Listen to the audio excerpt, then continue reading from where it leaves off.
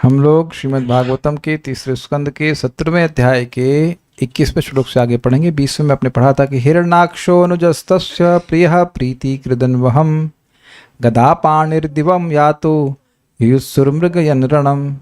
हिरण्याक्ष तस्य अनुजस, उस हिरण्याकशिपु का जो अनुज छोटा भाई हिरण्याक्ष था वह उनका प्रिय था और प्रीतिकृत अन्वहम, रोज उनकी प्रीति का कार्य करता था। क्या कार्य कर रहे हैं उसे देख लीजिए कि गदा पाणिर दिवम यातो, गदा को हाथ में रख करके वह दिवम स्वर्ग गया। किस ले गया? तो कह रहे हैं युयुत्सु मृगयन ऋणम। मृगयन मतलब खोजने के लिए, युयुत्सु मतलब युद्ध की इच्छा से, रण मतलब युद्ध में गया। बेसिकली योद्धा को, उनके लायक को योद्धा मिल जाए, हाथ में खुजली थी तो उस खुजली को मिटाने के लिए वह गए। कितना आसान है ना स्वर्ग जाना, सशरीर। तो आप समझ सकते हैं कि सशरीर स्वर्ग जाना बड़ा मुश्किल है। इससे एक बात समझ में आ रही है कि ये पृथ्वी की ही घटना लगती है, क्योंकि स्वर्ग गए मतलब स्वर्ग में पैदा हुए होते तो ऐसा नहीं होता कि स्वर्ग जाने की बात होती। तो ये स्पष्ट कुछ ऐसा लग रहा है कि पृथ्वी की घटना यहाँ से स्वर्ग गए और ऐसे चले गए जैसे हम लोग मतलब लखनऊ होके आया, हरिद्वार होके आया, ऐसे करके वह स्वर्ग चले गए युद्ध करने के लिए। इससे एक और अद्भुत आप देख रहे हैं कि इनका सामर्थ्य कितना है। अकेले चला जाए, देखिए अब आजकल की दुनिया में कोई सैनिक, ऐसा कोई भी देश नहीं कह सकता कि मैं एक सैनिक भेजूंगा और पूरी सेना को हरा देगा। ऐसा कोई नहीं है, ऐसा सुपरमैन कोई नहीं है। लेकिन यहाँ ये इंसानों से युद्ध करने नहीं जा रहे हैं, ये जा रहे हैं देवताओं से युद्ध करने के लिए। तो कुछ दम है तब न जा रहे हैं और सशरीर जा रहे हैं। तो इस प्रकार से आप देख सकते हैं कि इनका सामर्थ्य कितना अद्भुत है। अब यहाँ पे हम लोग इसके आगे देखते हैं कि क्या होता है। तम वीक्ष्य दुस्सह जवम रणत कांचन नूपुरम।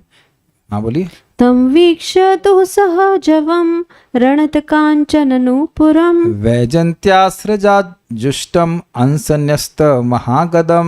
वैजन्त्यास्रजाजुष्टम् अंसन्यस्तमहागदम्। बोलिए। तं वीक्ष्य दुःसह जवं रणतकाञ्चननूपुरं तम वीक्ष्य दुस्सहम जवम रणत कांचन नूपुरम वैजन्त्यास्रजाजुष्टम् अंसन्यस्तमहागदम्। वैजन्त्यास्रजा जुष्टम अंसन्यस्त महागदम। छोटे छोटे श्लोक हैं, हो जाना चाहिए। हिरण्याक्ष के आवेग को नियंत्रण कर पाना कठिन था, मतलब बड़ी स्पीड से जा रहा था, उन्हें कोई रोक नहीं सकता था। उसके पैरों में सोने के नुपुरों की झंकार हो रही थी, उसके गले में विशाल माला सुशोभित थी और वह अपनी विशाल गदा को अपने एक कंधे पर धारण किए था। दुस्सह जवम, दुस्सह मतलब सहन करने में कठिन, उसका वेग रोकना कठिन था। कोई ये नहीं कह सकता था कि तुम स्वर्ग में नहीं आ सकते। ठीक है। कांचन, उसके पैरों में स्वर्ण के नुपुरम यानी पायजेब की ऋणता ध्वनि हो रही थी। स्पष्ट समझ में आ रहा है ये बात? स्त्रियां पहनती हैं और कभी कहीं पुरुष पहनते हैं, लेकिन यहाँ ये आजकल नहीं चलता है, लेकिन अजीब सा लगे ना कोई पहलवान और पायल पहने। हाँ बोलिए। एक तरफ तो इतने पौरुष वाले हैं, इतने शक्तिशाली और पायल पहने हुए, बट पायल लड़कियों वाली नहीं होगी, कुछ मोटी टाइप की पायल होगी, ऐसे समझ सकते हैं। लेकिन आवाज भी हो रही थी। काफी इंटरेस्टिंग है। हिरण्याक्ष छम छम करके आ रहे हैं। तो ये अद्भुत है। जनरली तो छम छम का आप स्मरण कर रहे हैं कि वैश्वामित्र को छम छम सुनाई पड़ी थी, किसकी थी? मेनका की छम छम, तो वो गिर गए इससे। लेकिन ये भी छम छमाते हो जा रहे हैं, आवाज करते हो जा रहे हैं, मतलब तेजी से जा रहे हैं। मे भी झमझम वट एवर, झमझम छमछम जो भी है, लेकिन आवाज आ रही, कोई रोक नहीं पा रहा है। वैजयंत्या, गले में विजय सूचक वैजयंती, सृजा अर्थात माला, जुष्टम अर्थात सुशोभित हो रही थी। इंटरेस्टिंग है, इससे कुछ शब्द मुझे समझ में आ रहा था कि विजय से कुछ लिंक्ड है वैजयंती का, इसीलिए बोल रहे कि वो जो माला दी गई थी वह विजय की सूचक थी, वह उनके छाती पर सुशोभित हो रही थी। अंश, कंधे पर महागदम न्यस्त, कंधे पर बड़ी सी गदा रखी हुई थी। तम वीक्षा, देवताओं ने उसे इस प्रकार देखा। क्योंकि देवताओं ने क्यों देखा? क्योंकि पिछले श्लोक से क्लियर है कि वह देवलोक जा रहे थे। तम वीक्ष, उसको देखा। किसने देखा? देवताओं ने देखा। किस रूप में देखा? दुस्सहजवम, ऐसे व्यक्ति के रूप में देखा जिसका वेग धारण करना संभव नहीं था। धारण नहीं, रोकना संभव नहीं था।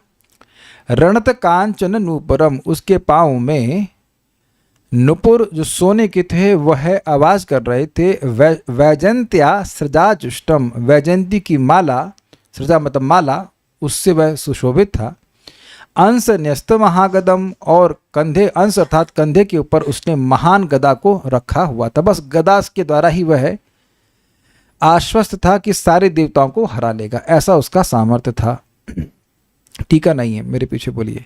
मनोवीर्यवरोत्सिक्तम असृण्यम अकुतो भयम, मनोवीर्यवरोत्सिक्तम् असृण्यम् अकुतो भयम्, भीता निनिल्यैर्देवास्ताक्षत्रस्ता इवाहयः, भीता निलील्यरे देवास्तार्क्ष्यत्रस्ता इवाहयः। बोलिए। मनोवीर्यवरोत्सिक्तम् असृण्यम् अकुतो भयम्, मनोवीर्यवरोत्सिक्तम असृण्यम अकुतो भयम, भीतानि लिल्यरे देवास्तार्क्ष्यत्रस्ता इवाहयः, भीता निलिल्यैर्देवास्तार्क्ष्यत्रस्ता इवाहयः। अब कोई व्यक्ति प्रश्न कर सकता है कि भाई उसको भय नहीं लगा? देवताओं से युद्ध करने जा रहा है, कम से कम 2-4 लोगों को लेके जाता, कई प्रकार के अस्त्र लेके जाता। तो कहते नहीं, उसके मन का बल था, शरीर का बल था, और ब्रह्मा जी ने वरदान दिया था, इससे उसका विश्वास बहुत बड़ा था, कोई डर की जरूरत नहीं थी। जैसे बारिश हो रही हो और छाता आपके पास हो तो भय नहीं लगता जाने में। खूब बारिश हो रही है, अच्छा छाता है आपके पास तो पार कर लेंगे। तो उसका बल था इस प्रकार का। उसके मनोबल, शारीरिक बल तथा ब्रह्मा द्वारा प्राप्त वरदान ने उसे दम भी बना दिया था। किसको? हिरण्याक्ष को। हमको ये नहीं पता है कि ब्रह्मा जी ने हिरण्याक्ष को वरदान कब दिया, मुझे नहीं पता। मस्ट भी कोई स्टोरी जरूर होगी, क्योंकि यहाँ पे भागवतम में लिखा है। सारी बातें भागवतम में नहीं बताई जा रही, तो वो कुछ और पुराण में घटना होगी कि हिरण्याक्ष ने भी कुछ तपस्या करी होगी, ब्रह्मा जी को उससे वरदान प्राप्त किया होगा। लेकिन ऐसा यहाँ पे है। उसे ना तो किसी से अपनी मृत्यु का भय था और ना उस पर किसी का अंकुश था। अतः देवता उसे देखकर ही भयभीत हो उठते थे और अपने को उसी प्रकार छिपा लेते जिस प्रकार गरुड़ के भय से सर्प छिप जाते हैं। मनः वीर्य, मन मतलब मनोबल, वीर्य मतलब शारीरिक बल। मनोबल तथा शारीरिक बल और वर ब्रह्मा जी के वरदान से उत्सिक्तम, भीगा हुआ बिल्कुल कहना चाहिए कि वह घमंड में चूर, असृण्यम निरंकुश, इस पे कोई अंकुश न लगा सके। अंकुश किस पे लगाते हैं? हाथी के ऊपर। तो ये निरंकुश हाथी थे, मतलब उन्हें कोई रोकने वाला नहीं था। और अकुतः भयम, बिल्कुल स्पष्ट है। कुतः मतलब कोई, अकुतः मतलब कोई भी नहीं, किसी से भी वह भयभीत नहीं था। सब प्रकार के भय से रहित हिरण्याक्ष से भीता, भयभीत देवतागण ऐसे निलिल्येरे छिप गए इव, जैसे तार्क्ष त्रस्ता अहयः, गरुड़ से डरकर सर्प छिप जाते हैं। तो ये दृष्टांत क्यों दिया जा रहा है? 2 बातें बोली जा रही हैं। इसलिए क्योंकि अकेले थे गरुड़ जी और सारे सर्प एक तरफ, ठीक। तो सर्पों का कोई भी जहर, कोई भी शक्ति गरुड़ जी पे कार्य नहीं करने वाली थी।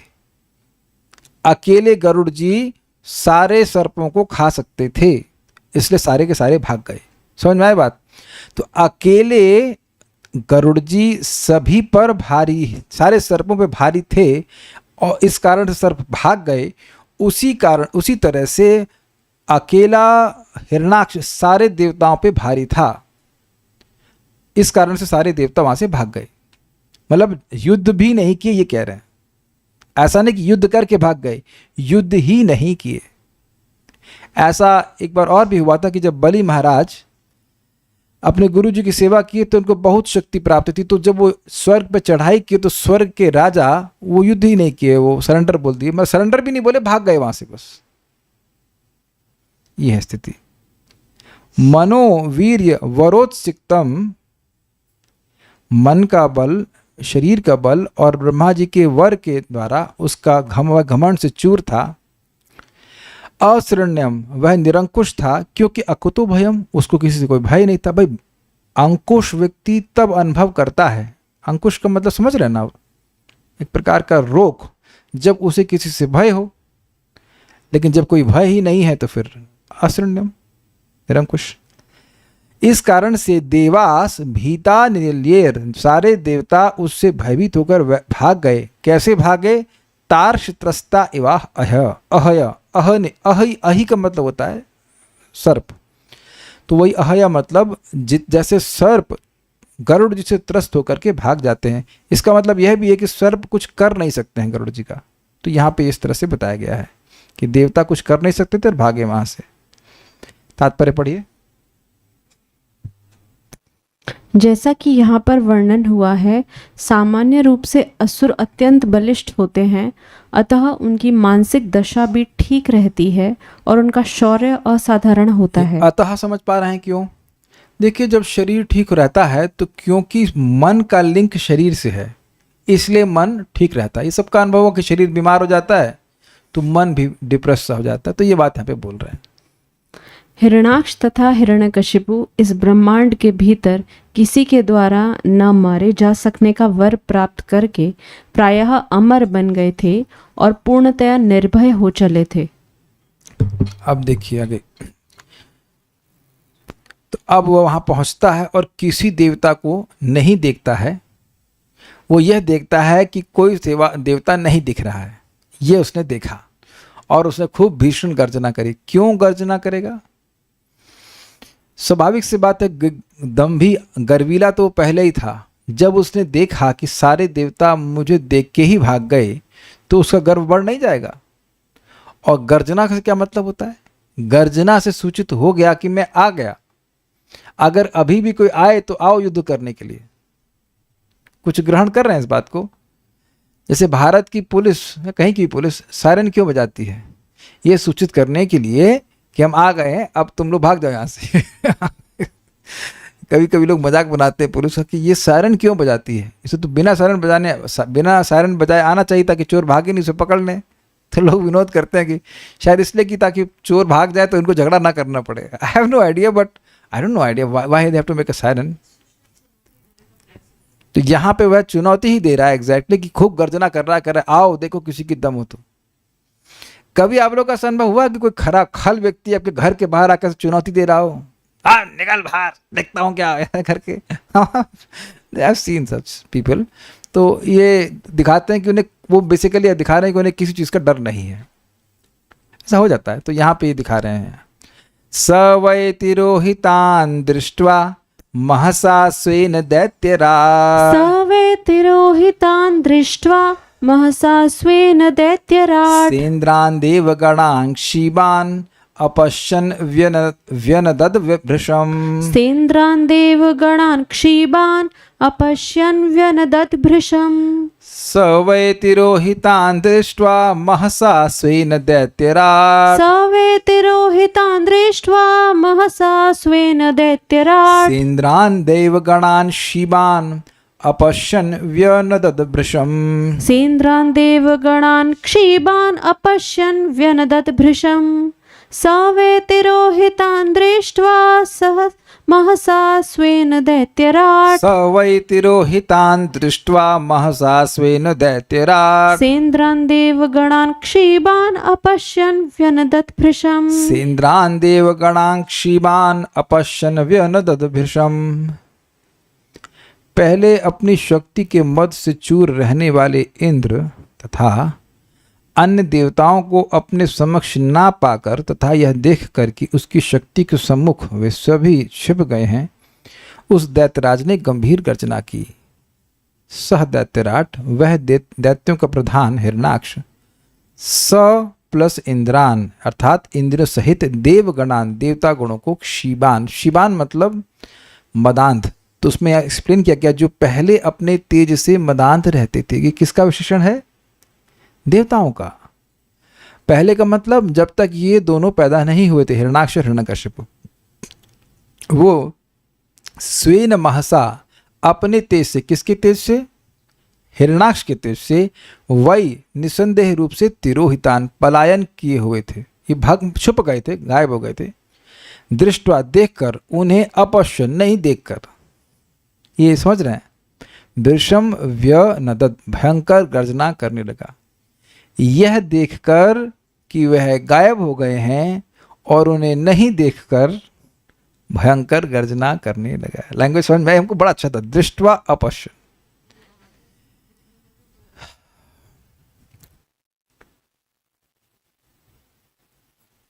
ये घरों में देखा जाता है कि मान लीजिए पत्नी कहीं छत पे चली गई और मिस्टर साहब उठे तो देखे कि नहीं है मिसेज, तो कहाँ चली गई थी, तो देखे कि नहीं है, तिरोहित है तो ये देख कर कि नहीं दिख रही है, प्रभु जी लोग गुस्सा करते हैं।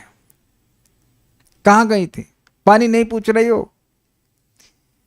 माता जी लोग, ऐसा हुआ है कि नहीं हुआ है कभी घर में ऐसा? हाँ, काफी बार होता है। वो थोड़ा साइड में भी कहीं चले गए, नहीं दिख रही हो, तो उसी अर्थ में कि नहीं देख कर ऐसा देखे कि नहीं दिख रहे हैं, तब वह गर्जना किया।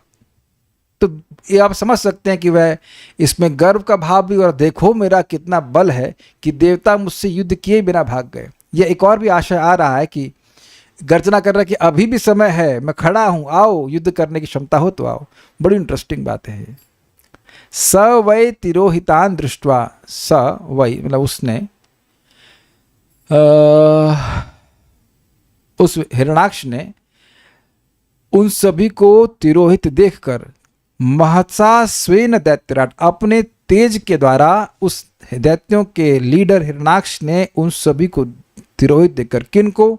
सेंद्रान, इंद्र सहित। इंद्र का पास वज्र अभी नहीं है क्या?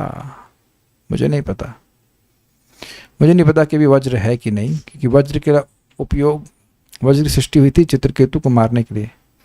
मुझे नहीं पता कि इनके पास वज्र है कि नहीं, लेकिन जो भी हो, इंद्र बहुत शक्तिशाली हैं। तो इंद्र जो देवताओं के राजा हैं, वह भी देवताओं के साथ, यानी पूरी पूरी फौज गायब हो जाए। पहले ये बताइए, कभी सुना है ऐसा? 4 5 6 पुलिस वाले आ जाएंगे तो एक आदमी सरेंडर बोल देता है। अगर 10 आ जाएंगे, चलो 5 को नहीं हैंडल कर लेगा, 10। किसी के घर में 10 5 गुंडे घुस जाएंगे तो वो क्या कर पाएगा? कुछ नहीं कर पाएगा। 10 तो बहुत ज्यादा बोल दे, 2 भी घुस जाएंगे तो कुछ नहीं कर पाएगा। और यहां देखिए, पूरा देवताओं की फौज है और वह भी हिरणाक्ष का कुछ नहीं कर पा रही। कितना बल भगवान के पार्षद का है यहां पे। भगवान के पार्षद का ऐसा बल है तो भगवान में कितना बल होगा, यह अंदाज भी नहीं लगा सकता है कोई। इतनी अमेजिंग बात है यहां पे। अपश्यन, उनको नहीं देखा, तो वृषम व्यनदद, वह बहुत तीव्रता से गर्जना किया। शिवान का यहाँ पे अर्थ देवताओं के लिए है कि वह पहले बहुत मदोन्मत्त रहते थे कि हम बहुत शक्तिशाली हैं।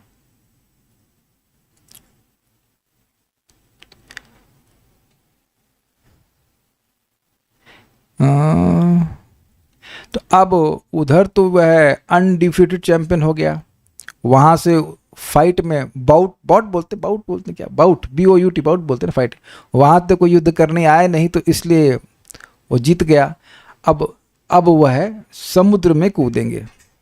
ततो निवृत्तः क्रीडिष्यन् गंभीरं भीम निस्वनम, ततो निवृत्तः क्रीडिष्यन् गंभीरं भीमनस्विनम्, विजगाहे महासत्वो वार्धिं मत्त इव द्विपः, विजगाहे महासत्वो वार्धिं मत्त इव द्विपः। ततो निवृत्तः क्रीडिष्यन् गंभीरं भीम निस्वनम, ततो निवृत्तः क्रीडिष्यन् गंभीरं भीमनस्विनम्, विजगाहे महासत्वो वार्धिं मत्त इव द्विपः, विजगाहे महासत्वो वार्धिं मत्त इव द्विपः। ततो निवृत्तः क्रीडिष्यन् गंभीरं भीमनिस्वनम्, ततो निवृत्तः क्रीडिष्यन् गंभीरं भीम निस्वनम, विजगाहे महासत्वो वार्धिं मत्त इव द्विपः, विजगाहे महासत्वो वार्धिं मत्त इव द्विपः। स्वर्गलोक से लौटने के बाद मतवाले हाथी के समान उस महाबली असुर ने भयानक गर्जना करते हुए गहरे समुद्र में क्रीड़ावश डुबकी लगाई। अच्छा, क्रीड़ावश डुबकी लगाई। एक इंटरेस्टिंग है कि क्या हाथी समुद्र में डुबकी लगाता है? कभी देखे हैं आप ऐसा करता है? तो ये दृष्टांत क्यों दे रहे हैं? तो देखिए हमको जो समझ में आ रहा है वो ये है कि मतवाला हाथी जैसे कि तालाब में आनंद लेने के लिए, क्रीड़ा करने के लिए प्रवेश करता है, वैसे ये भाई साहब समुद्र में क्रीड़ा के लिए प्रवेश किए। जिन लोगों को तैरना आता भी होगा, क्योंकि जिन लोगों का मतलब मुझे तो नहीं आता है, तो मेरे लिए तो थोड़ी सी नदी और तालाब ही भय का कारण बन जाती है। कहीं अगर मैं किसी पानी में प्रवेश कर सकता हूँ तुम्हारी बाल्टी में तो मैं हाथ को प्रवेश कर रहा, बाकी उनको डर लगता है, उनको नहीं आता तैरना। अब एक भक्त पूछ रहे पृथ्वी का समुद्र,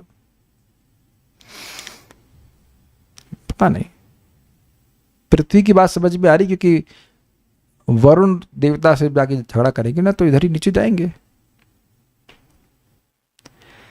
ततः निवृत्त, वहां से लौट कर, वहां से निवृत्त मतलब वो सेवा निवृत्त वाला समझते ना, छुट्टी पा कर क्या कोई मुझे तो लग रहा है कि मुझे लग ही रहा है कि हिरण्यकशिपु को आके बता, भैया वो देखो कितने डरपोक है, कोई युद्ध ही नहीं किया। अच्छा जाओ भैया, वेरी गुड भैया, बड़ा अच्छा काम, जाओ अब जरा नीचे जाओ, तुम समुद्र में जाओ।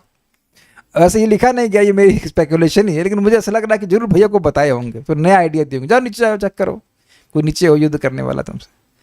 तथा निवृत्त, वहां से लौट कर वह महासत्व, महासत्व मतलब महान सत्व वाला, महाबली, मत्तः दिपा, मत वाले हाथी के इव समान, क्रीडशन खेलने की इच्छा से, भीम, भीम मतलब भयंकर, निस्वनम मतलब ध्वनि करते हुए, भयानक ध्वनि करते हुए, गंभीर वारदिम विजगाहे, गंभीर का बड़ा स्पष्ट अर्थ है अथाह समुद्र में, विजगाहे प्रवेश किया, लेकिन किया उसने बिल्कुल क्रीड़ावश।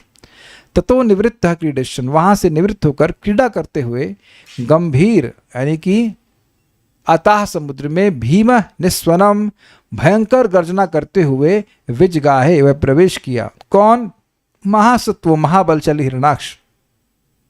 कहाँ? तो कह रहे वारधी अर्थात समुद्र में। कैसे? तो कहते हैं मत इव द्विपा, जैसे कोई मतवाला हाथी होता है, उसको कोई मतलब मतवाला हाथी से मतलब है ही इज नॉन शलांट, उसको कोई मतलब नहीं है, वो ध्यान नहीं दे रहा है। अब देखिए समुद्र में कोई अगर समुद्र को देखेगा तो क्या वो बिना ध्यान मतलब बिना ध्यान दिए कूद जाएगा उसमें? वो देखेगा ना कितना गहरा है। स्विमिंग पूल में भी देखते हैं ना कि कोई गहरा तो नहीं है। I hope it is you have some experience swimming pool में कूदने का, प्रवेश करने का, गंगा जी में या कहीं पे भी। तो आदमी देखेगा ना, आप समुद्र की बात छोड़िए, हरिद्वार में गंगा जी कितनी फियर्स हैं। आप थे ना उसमें, हरिद्वार में देख रहे थे, प्रवेश करने में डर है कि चेन बांधी हुई, क्या क्या बांधा हुआ है, जरा सा मौका लगे फिर भी हमें सुनते हैं कि वहाँ पे लोग बह ही जाते, और स्पेशली जो तैरना जानते हैं वो बहते क्योंकि हमारे जैसे लोग जिनको तैरना नहीं आता वो चेन के अंडर में रहते हैं, वैदिक भक्ति में रहते हैं, कुछ रागा अनुगम में चले गए और बह जाते बेचारे। तो ये एक दिक्कत है। तो जब गंगा जी की ऐसी शक्ति है तो गंगा जी तो समुद्र का एक भाग है ना एक तरह से, उस समुद्र में ऐसे प्रवेश करने से क्रीड़ा करने के लिए जा रहे हैं। It's like a swimming pool for him. सारादर्शनी, दसों दिशाओं में कहीं भी अपनी प्रतिद्वंदी को न देखकर अपने महान बल से अनुतप्त होकर, अर्थात उसकी उष्णता एवं प्रचंडता से व्याकुल होकर, यह विचार करते हुए कि यदि समुद्र में कोई हो तो उसके साथ युद्ध करूं, इस प्रकार की आकांक्षा से हिरणाक्ष समुद्र में प्रविष्ट हुआ। ये एक बड़ी अजीब सी बात है कि अपने बल से व्यक्ति अनुतप्त कैसे हो जाएगा। अनुतप्त समझ ना, जलन कैसे महसूस होगी। देखिए ये एक प्रॉब्लम है, ये प्रॉब्लम है और इस जगत में देखी जाती है। आप देखो जो लोग बॉडी बिल्डिंग करने लगते हैं, मैं सबको तो नहीं कह रहा, लेकिन कुछ जनरली लोग ऐसे होते हैं जो बॉडी बिल्डिंग करने के बाद उनको हाथ में खुजली होती है कि कुछ और कहाँ कुछ लोग को मारेंगे वो जरूर, वो इट इज देयर। आप यही चीज़ देखेंगे आगे 10th कैंटो में। बाणासुर शिव जी के आशीर्वाद से बड़ा शक्तिशाली हो गया, उसको 1000 बाहु, टोटल 1000 बाहु मतलब 500 का सेट था। और वो जाकर शिव जी को बोल रहा, ये दे तो दिए हैं लेकिन हमको बड़ी दिक्कत है, कोई लड़ने वाला ही नहीं है हमारे पास। बोलता है आपके अलावा कोई लड़ने वाला नहीं है। तो मतलब कहना चाह रहा था कि आप हमसे लड़ाई करिए। कहता है मैं क्या करूं, हाथ में खुजली होती तो हम पहाड़ को चूर्ण बना देते हैं। ये देख रहे हैं कि जब शक्ति दे दी जाती तो लोग उसको हैंडल करना भी नहीं जानते। क्या अर्जुन के पास शक्ति नहीं थी, लेकिन वो ऐसी बात कभी नहीं बोले हैं। तो शिव जी क्रोध में आके बोलते हैं, मूर्ख, तेरे हाथ काटने वाला बस जल्दी ही आने वाला। और उसको सुन के वो बड़ा प्रसन्न हुआ। प्रभुपाद जी कहते हैं कि असुर लोग ऐसे होते हैं, पहले शक्ति बढ़ाते हैं और पर जब सुनते हैं कि शक्ति नष्ट हो गई तो बड़ा खुश होते हैं। मुझे तो कई बार समझ ही नहीं आया था कि क्या हो रहा है, प्रभुपाद ऐसा क्यों कह रहे हैं। लेकिन असुर लोग ऐसा कर ही रहे कि नहीं कर रहे। पहले बम बनाएंगे फिर बम फोड़ देंगे, तो बम फोड़ने से कुछ उनकी शक्ति का लॉस ही तो हो रहा है ना, दुनिया में आप देख ही रहे हैं। This doesn't make sense। क्यों बम बना रहे हो तुम? इतने लोगों को मारने के लिए इतने बड़े बम की जरूरत तो है नहीं। तो ये लोगों को खुजली होती है कि हम पहले कुछ शक्ति का अर्जन करेंगे फिर लोगों को परेशान करेंगे। ये देखा गया, ऐसा नहीं कि हम कुछ अपने से बोल रहे हैं, बात रेगुलरली देखी जा रही है। कुछ बोलना चाहती हैं? से समथिंग। देखिए, भगवान की भक्ति करने से हृदय में सॉफ्टनेस आती है, तो व्यक्ति दूसरों को भक्ति शेयर करना चाहता है। लेकिन मान लीजिए आप पहलवान बन गए, तो आपकी शक्ति क्या दूसरे को आप दे दोगे? कोई कहे कि मुझे थोड़ा सा लो बीपी हो रहा, हाँ तो ये लो मेरे से थोड़ी एनर्जी ले लो, ऐसा तो होना नहीं है। इसलिए अगर अर्जित ही करना चाहते हैं तो भगवान की भक्ति, भगवान का ज्ञान अर्जित कीजिए, उससे आप लोगों की सहायता कर सकते हैं कभी भी कहीं भी। लेकिन और चीज़ों से हमेशा सहायता कर ही पाए कोई ज़रूरी नहीं है, या करना भी चाहे ये भी ज़रूरी नहीं है। खुजली तो ज्ञान प्राप्त करने पे भी होती है, समझ रहे हैं? खुजली से मेरा मतलब, when you have the knowledge you also still want to give it, but in that way you give benefit to people. कुछ समझ पा रहे हैं? आपके पास मान लीजिए गीता भागवत का ज्ञान है, तो स्वाभाविक रूप से आपके मन में भी आता है कि हम दूसरों को दें, लेकिन उससे लोगों का कल्याण होगा ना। फिजिकल स्ट्रेंथ बनाने से क्या होने वाला है? आप ये सोचिए कि हम सभी भक्त जो यहाँ पे हैं, हम सभी लोग की अगर स्पिरिचुअल पावर बढ़े तो पूरा एज अ ग्रुप क्या हम लोग और शक्तिशाली नहीं हो जाएंगे? क्या मेरी बात को समझ में आ रही है? हम सभी लोगों का भगवान करे, हम सभी लोगों का भगवान के प्रति प्रेम बढ़े, तो हम सभी लोग अगर भगवान के प्रेमी बढ़ेंगे तो क्या अन्य लोगों को और अधिक लाभ नहीं मिलेगा इस संघ में आने का? मैं इस संघ का मतलब केवल यही संघ नहीं बोल रहा हूँ, ओवरऑल इस्कॉन की बात भी कर रहा हूँ। एक वर्ल्ड टीम है ना, हम सब लोग मिलकर के, सब लोग अपने अपने क्या कह सकते हैं पिचेस में खेल रहे हैं, लेकिन है तो पूरी टीम ना। आप सभी लोगों, मान लो भगवान के खूब नाम में आपको रुचि मिल रही है, अब हर भक्त को मिलने लग जाए तो जो भी व्यक्ति उसके संपर्क में आएगा उसको बोलेगा, देखो नाम जब बहुत बढ़िया चीज़ है, आप भगवान का नाम उच्चारण कीजिए, आपको मन में शांति प्राप्त होगी, आपको अच्छा लगेगा, ये सब बातें बोलेगा। तो जितने हर व्यक्ति भक्ति में आगे बढ़ेगा उतना और अन्य लोगों का लाभ होगा कि नहीं होगा? लेकिन मान लीजिए हम लोग कल से सब लोग जिम ज्वाइन कर लें, महाकवि प्रभु क्या लगता है, it's a good idea gym? तो हम सभी के अगर मान लीजिए मसल्स बन भी जाए तो उससे दूसरों को लाभ क्या देंगे आप बताइए? तुंग विद्या समझ में आ रहा है ना आपको? कुछ नहीं समझ में आ रहा है, मेरा कुछ नहीं समझना, कुछ समझ में नहीं आ रहा कि बॉडी बिल्डिंग करके आप दूसरों को क्या लाभ देने वाले हैं। Sumedh Prabhu, what do you think about that? You ask Rukmini also. तो बॉडी बिल्डिंग करके आप क्या करने वाले? We are not the body. Simple सी बात है, सिंपल सी बात है। ये प्रभुपाद जी इस बात को कहते हैं, चाणक्य पंडित को कोट करते हुए, कि जो धनवान व्यक्ति वो अपने क्षेत्र में ही मतलब लोकप्रिय होता है, लेकिन जो ज्ञान से युक्त व्यक्ति वो हर जगह उसको लोग पसंद करते हैं, क्योंकि उसे भगवान के बारे में वो बता सकता है। ये बात है, हेल्थ रह सकती है, बॉडी बिल्डिंग करने से हेल्थ रह सकती है। जिसने प्रश्न किया है वो तो माता जी हैं, तो आप जिम ज्वाइन करेंगी।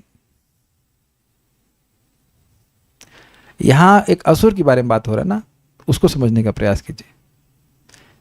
अब वहां देखिए, तो इधर तो भाग गए सब लोग, कुछ दिखे नहीं, यहां लोग दिखे और उनको झगड़ा नहीं कर रहा है, उनसे झगड़ा नहीं कर रहा है। ये समुद्र में जा रहे हैं और ये झगड़ा नहीं कर रहे हैं, लेकिन इनके प्रेजेंस से लोग परेशान हो रहे हैं। तस्मिन् प्रविष्टे वरुणस्य सैनिका यादो गणः सन्निधियः ससाध्वसाः। तस्मिन् प्रविष्टे वरुणस्य सैनिका यादो गणः सन्निधियः ससाध्वसः। अहन्यमाना अपि तस्य वर्चसा प्रदर्शिता धूर्तरं प्रदुद्रुवुः। अहन्यमाना अपि तस्य वर्चसा प्रदर्शिता दूरतरं प्रदुद्रुवुः।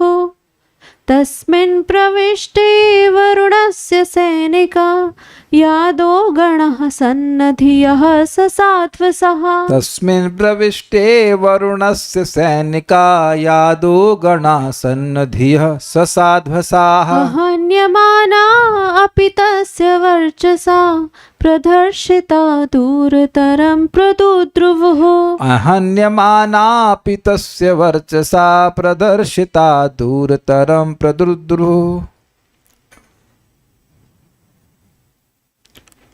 समुद्र में उसके प्रवेश करते ही वरुण के सैनिक समस्त जलचर प्राणी डर गए और बहुत दूर भाग गए। इस प्रकार बिना वार किए ही हिरणाक्ष ने अपनी धाक जमा ली। वरुण के सैनिक कौन है? जितने भी डॉल्फिन या जितने भी जलचर प्राणी, उनको वरुण का सैनिक कहा जा रहा है।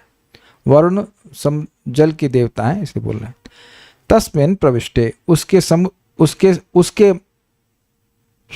उस समुद्र में उसके प्रवेश, ऐसा होना चाहिए, उसके समुद्र में प्रविष्टे यानी प्रवेश करने पर वरुणस्य सैनिकः यादो गणाः वरुण के सैनिक समस्त जलचर जीव ससाध्वसः भय के कारण सन्निधेय हक्के बक्के हो गए। ये कौन आ गया, ये कौन आ गया? जैसे आप देखो कि गाड़ी चला रहे, एकदम से कोई बहुत बड़ा ट्रक आ जाए, बहुत लंबा ट्रक, तो ये क्या है ऐसे करके, तो इतना विशाल था कि उसको देख करके ये कौन आ गया ऐसे करके, जबकि वो उनको मार नहीं रहा था।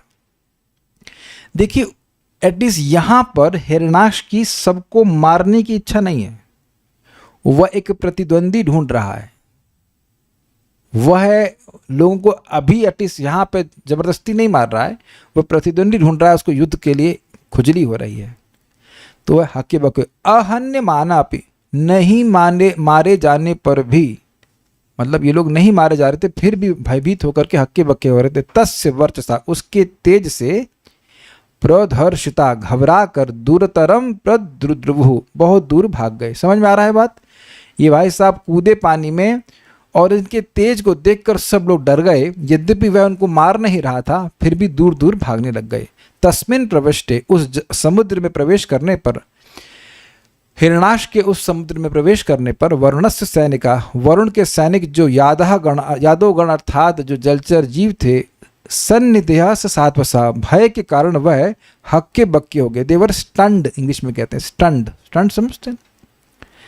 अहन्यमाना अपि, यद्यपि वह उनको मार नहीं रहा था, तस्य वर्चसा, उस हिरणाक्ष के वर्चसा अर्थात तेज से, प्रदर्शिता, दूरतरम प्रदुद्रुवुः, प्रदर्शिता का अर्थ क्या लिया गया है?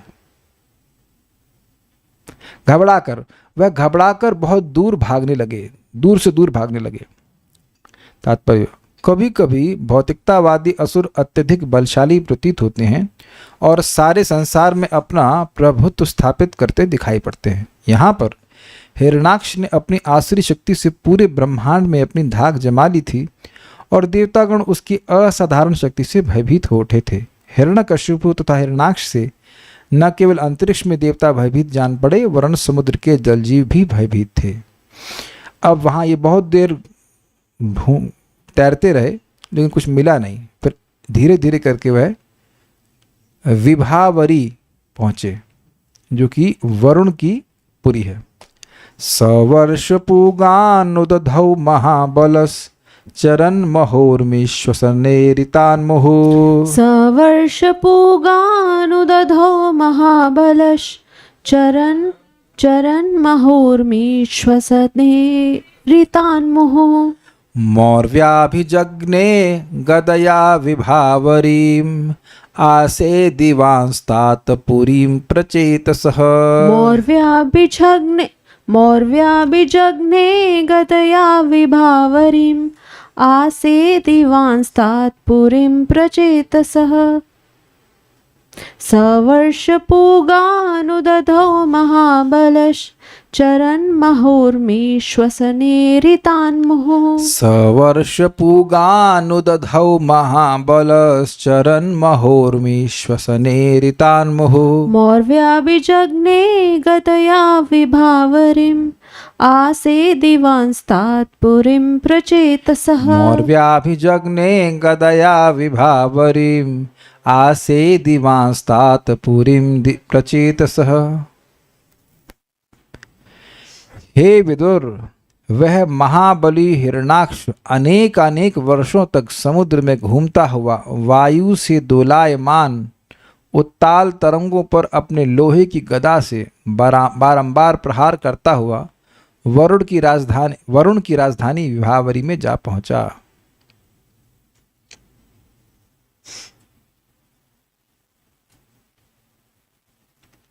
महाबल महान पराक्रमी सह उद्धव, सह मतलब वह हिरणाक्ष, उद्धव समुद्र में वर्ष पूगान चरण अनेक वर्षों तक घूमता हुआ श्वसन ईरितन वायु के वेग से ईरितान उठी हुई महाउर्बिन प्रचंड लहरों को मौर्व्या अपनी लोहमयी गदया यानी गदा से मुहु अभिचग्ने बारंबार मारता था। इस प्रकार तात हे तात अर्थात हे विदुर जी वह प्रचेतसा वरुण की विभावरी राजधानी विभावरी पुरी में आसे दिवाम पहुंच गया।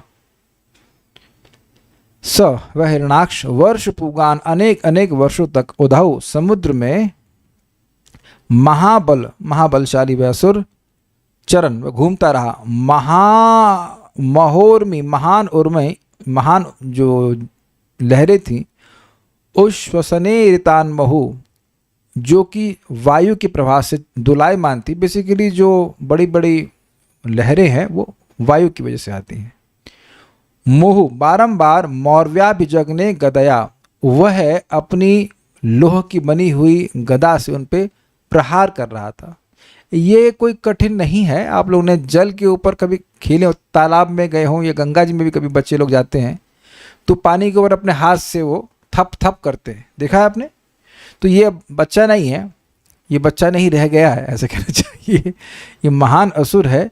तो वह अपनी गदा के द्वारा खेल रहा। तो वो देख रहे हैं कि जो प्रवृत्ति आ रही बच्चों में हम सभी लोग किए हैं वो सब हिरणाक्ष से आ रही, पानी को देख के छप छप छप छप करना। अच्छा, कौन यहाँ है जो आज तक ये छपा छप छप छप नहीं किया है? नहीं किया हो, या तो वो राजस्थान में दौड़ रहे, मतलब जैसलमेर में पैदा हुआ को तो बेचारे को पानी की बाल्टी पानी भी देखने को नसीब नहीं हो, फोटो में देखा को पानी उसने हो सकता हो, नहीं तो करा ही होगा आप लोग। हम लोग के घर में वो था एक लोहे का टब था काफ़ी बड़ा, तो उससे खूब छप छप छप करते थे तो अब वो छप छप वाला काम कर रहे थे। बच्चा है क्या करे हिरणाक्ष, तो ऐसा काम कर रहा था, लेकिन ये गदा से कर रहे थे। विभारिम आसे दिवा वह विभावरी पहुंच गया। हे तात अर्थात हे विदुर जी वह प्रचेतसः पुरी वह प्रचेतस अर्थात वरुण देव की पुरी थी। पर अब वरुण देव को प्रचेतस क्यों कह रहे हैं मैं नहीं जानता, लेकिन ऐसा है। वैसे अब तो कथाएं लोगों को अच्छी लग रही होंगी, है ना? हम अभी तो और मार काट होगी, अभी देखिए खूब एक्शन, उसमें गाली गलौज भी होगा। अगर आप गाली की प्रेमी हैं तो खूब गाली गलौज होगा, आई ये कहाँ जा रहे हो इत्यादि इत्यादि। इस सेक्शन में कोई तत्व तो बहुत ज़्यादा नहीं है, लेकिन कथाएं अच्छी हैं। सारार्थ दर्शनी वर्ष पूगान अर्थात अनेक वर्षों तक चरण अर्थात विचरण करते हुए, मतलब कोई खास प्रयोजन इधर जा रहा है उधर जा रहा है, उसको रास्ता तो कुछ पता नहीं कि यहाँ से जाएगा। मौर्व किस एग्जाम्पल अच्छी दे रहे हैं? मौर्व वह है जिससे मारा जाता है, तो यानी लोहमयी गदा उसके द्वारा, अथवा मूर्वा नामक विशेष घास उससे निर्मित गदा से लहरों को आघात करते हुए। अब आप एक प्रश्न करोगे भाई घास से कैसे बन जाएगी गदा? देखिए बैम्बू क्या है, आप तो बायोलॉजी पढ़े, बैम्बू क्या एक प्रकार की घास नहीं है? आपके हिसाब से नहीं है, लेकिन ये एक प्रकार की घास ही कही जाती है। सुमेध प्रभु कह रहे हैं जी प्रभु जी, मेरा भी यही विचार है कि bamboo is also a type of grass, बस वो बहुत बड़ी है। अगर आप उसका स्ट्रक्चर देखें तो घास जैसा ही नहीं है, घास में भी ना बीच बीच में गांठें होती हैं। आप लोग ने बचपन में ज़रूर घासें मतलब तोड़ी होंगी, तो उसको आप अगर देखेंगे तो बीच बीच में उसके गांठ सी होती है। एक भक्त बोल रहे हैं it is a tree, bamboo tree. हाँ ठीक है, लेकिन वो लगता तो वैसा है ना, मतलब जो मैं समझ पा रहा हूँ कि हो सकता है कोई ऐसी घास होती हो, सरकंडा भी तो एक प्रकार घास है ना, तो हो सकता है उसी तरह कुछ घास हो जिससे कि बनता हो, कोई स्ट्रांग घास होती होगी। अब ऐसा आप बता रहे हैं हमको, तो दूरवा तो समझ में आती है, मुरवा तो नहीं समझ में आता है। हाँ सरकंडा घास है, thank you for your support, लेकिन हमको मुरवा के बारे में कुछ पता नहीं है। मुरवा कुछ पता है हमको, नहीं समझ में आता मुरवा क्या, जो है वो हम पढ़ दे रहे हैं। राधा शर्मा माता जी कह रहे हैं yes it is a grass not a tree, कौन? It is not a grass, bamboo. चलिए एक सपोर्ट, एक वोट हमको मिल गया। राहुल राजपुर कह रहे हैं it's belongs to grass family according to chat GPT. Yes, chat GPT हमारे साथ में है, तो हम सही बोल रहे थे। यानी बैम्बू भी एक प्रकार का ग्रास है, लेकिन आप समझ रहे हैं कि वो बहुत स्ट्रांग होता है। तो ऐसी कोई मुरवा नाम की ग्रास होगी, घास होगी, उससे उन्हें अपने गदा बनाई, तो इसे मौर्व्याम कह रहे हैं। फिर अहो, जल के बीच कोई एक नगरी है, इसलिए इसमें प्रवेश करूं, इस प्रकार विचार कर विभावरी नामक वरुण देव की नगरी में प्रवेश किया। समझे? देखिए ऐसा नहीं था कि गूगल मैप लगा के चल रहा था ये कि ये अंदर यहाँ। वैसे भी गूगल मैप समुद्र के अंदर तो नेविगेशन नहीं कर सकता है ना। तो ये एक दो तीन बातें आप नोटिस करें कि इसको सांस लेने में कोई दिक्कत नहीं है। सालों सालों तक ये समुद्र के अंदर है और उसे सांस लेने की कोई दिक्कत नहीं है। मतलब छोटी छोटी चीज़ छोड़ दे रहे हैं। 5 मिनट हम लोग मन नहीं रह सकेंगे समुद्र के अंदर है, पानी के अंदर। Exactly, very good observation by Vedvadini कि खाए भी नहीं है और पीने का तो क्या, समुद्र में क्या पिएगा। तो सांस नहीं लिया है, खाया नहीं है और पिया भी नहीं है, लेकिन बल में कोई कमी नहीं है। देखिए अब यही फायदा हुआ साथ में पढ़ने का। समझ में आ गया? अगर अकेले पढ़े होते तो आप विभावरी के अंदर प्रवेश कर गए होते, लेकिन आज हम प्रवेश नहीं करने देंगे, ही रुक जाएंगे। लेकिन विचारने बात है, न खाया न पिया और ना ही सांस लिया होगा, या पता नहीं कैसे लिया होगा। लिया भी होगा तो कैसे लिया होगा? तुरंत बॉडी अडेप्ट हो गई क्या? अभी तो ये जमीन पे थे ना, स्वर्ग पहुंच गए। हम सोचे नहीं कि स्वर्ग में जाने के लिए मतलब अंतरिक्ष के बीच में जाना पड़ेगा ना। We have so many things ना। यहाँ पे कोई कह दे जाए कि आप अंतरिक्ष के कौन सा स्पेस स्टेशन में चले जाओ, कितना मुश्किल है स्पेस स्टेशन में जाना, ये चंद्रमा में जाना। तो ये देख रहे हैं कि अद्भुत शक्तियों से, ये प्री इंस्टॉल्ड शक्तियां थी इनके पास। तात्पर्य तो यहाँ पे ये समझ लीजिए कि घूमते घूमते पहुंचा और अब उसने देखा कोई नगरी है, अच्छा चलो यहाँ देखता हूँ, शायद यहाँ कोई युद्ध करने वाला व्यक्ति हो। कितना वह निश्चिंत है, कोई भी तो हो सकता है वहाँ पे, लेकिन उससे कोई डर नहीं है। तात्पर्य, वरुण को जल का प्रमुख देवता माना जाता है और विभावरी नाम से विख्यात उसकी राजधानी उसके जल साम्राज्य के भीतर है। एक नोट जरूर दे रहा हूँ, विभावरी शीशा जो हम लोग गाते हैं उसमें वो विभावरी अलग है, वो समय को सूचित करता है। तो अभी मत सोचना कि इसका वरुण देवता से कोई संबंध है, ऐसा कुछ नहीं है। वो विभावरी शीशा मतलब जो रात्रि का आखिरी का समय है वो समाप्त हो गया है, अब सुबह हो रही है, तो अब जगो और नाम जप करो, मतलब नाम संकीर्तन करिए। लेकिन ये विभावरी एक अलग वरुण देव की नगरी है। एक कह रहे हैं मूर्वा घास का मतलब है सरपट होता है जो तेजी से आगे पकड़ता है, तेजी से आग पकड़ता है, होगा, मतलब क्या कह सकते हैं। ठीक है, हमें कौन सी गदा बनानी है, ठीक है, लिखा तो हम पढ़ दी। So stop here now. अब मैं जानबूझ के समझ के ना रोक दिया है, आज युद्ध नहीं कराएंगे, युद्ध होगा भी नहीं, वरुण देव जी इसको टरका देंगे, लेकिन आज इसको गेट पे ही रहने दीजिए विभावरी के। कल देखते हैं, भगवान ने चाहा तो कल ही प्रवेश करेंगे। So will stop now. Shrimad Bhagavatam की जय, श्री प्रभुपाद की जय, निताई गौर प्रेमा।